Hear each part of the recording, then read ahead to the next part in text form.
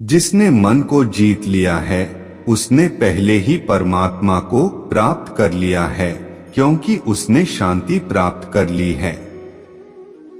ऐसे मनुष्य के लिए सुख दुख, सर्दी गर्मी और मान अपमान एक से है। जो दान कर्तव्य समझकर बिना किसी संकोच के किसी जरूरतमंद व्यक्ति को दिया जाए, वह सात्विक माना जाता है। ईश्वर, ब्राह्मणों, गुरु, माता पिता जैसे गुरुजनों की पूजा करना तथा पवित्रता, सरलता, ब्रह्मचर्य और अहिंसा ही शारीरिक तपस्या है। भगवद गीता के अनुसार नरक के 3 द्वार होते हैं: वासना, क्रोध और लालच।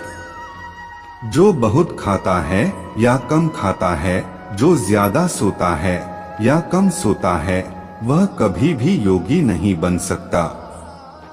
जो मुझे सब जगह देखता है और सब कुछ मुझ में देखता है, उसके लिए न तो मैं कभी अदृश्य होता हूँ और न वह मेरे लिए अदृश्य होता है। मैं हर जीव के हृदय में परमात्मा स्वरूप स्थित हूँ।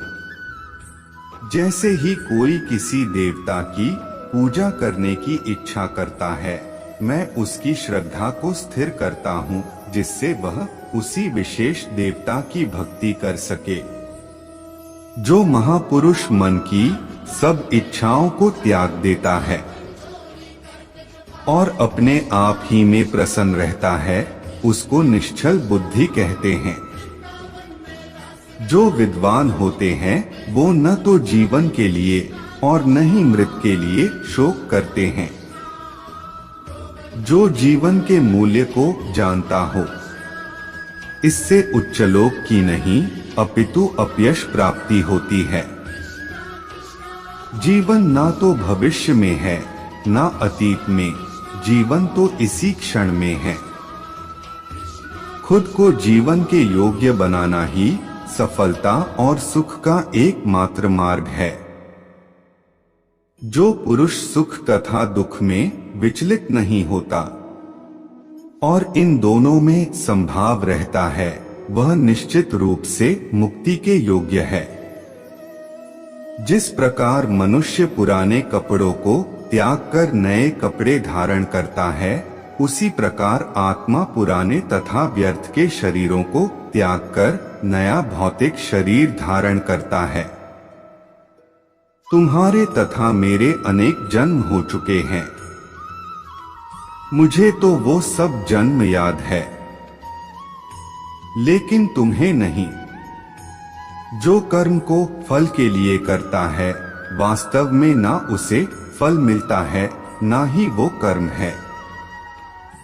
फल की लालसा छोड़कर कर्म करने वाला पुरुष ही अपने जीवन को सफल बनाता है। जो मनुष्य कर्म में अकर्म और अकर्म में कर्म देखता है, वह सभी मनुष्यों में बुद्धिमान है और सब प्रकार के कर्मों में प्रवृत्त रहकर भी दिव्य स्थिति में रहता है। अपने अपने कर्म के गुणों का पालन करते हुए प्रत्येक व्यक्ति सिद्ध हो सकता है। यज्ञ, दान और तपस्या के कर्मों को कभी त्यागना नहीं चाहिए, उन्हें हमेशा संपत्र करना चाहिए। जो बुद्धि धर्म तथा अधर्म, करणीय तथा अकरणीय कर्म में भेद नहीं कर पाती, वह राजा के योग्य है। जो पुरुष न तो कर्मफल की इच्छा करता है और न कर्मफलों से घृणा करता है, वह सन्यासी जाना जाता है। जो मनुष्य अपने कर्मफल प्रति निश्चिंत है और जो अपने कर्तव्य का पालन करता है, वही असली योगी है।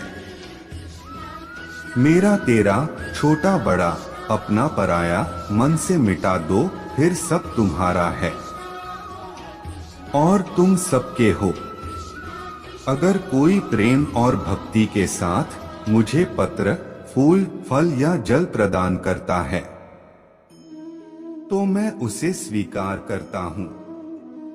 जिसने मन को जीत लिया है उसके लिए मन सबसे अच्छा मित्र है, लेकिन जो ऐसा नहीं कर पाया उसके लिए मन सबसे बड़ा दुश्मन बना रहेगा। मैं ही लक्ष्य, पालनकर्ता, स्वामी, साक्षी, धाम, शरण स्थली तथा अत्यंत प्रिय मित्र हूँ। मैं सृष्टि तथा ब्रह्मांड, सबका आधार, आश्रय तथा अविनाशी बीज भी हूँ। जब भी और जहाँ भी अधर्म बढ़ेगा, तब मैं धर्म की स्थापना हेतु अवतार लेता रहूंगा।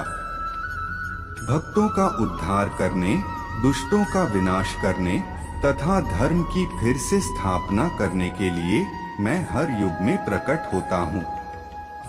धन्यवाद। जय श्री राधे कृष्णा।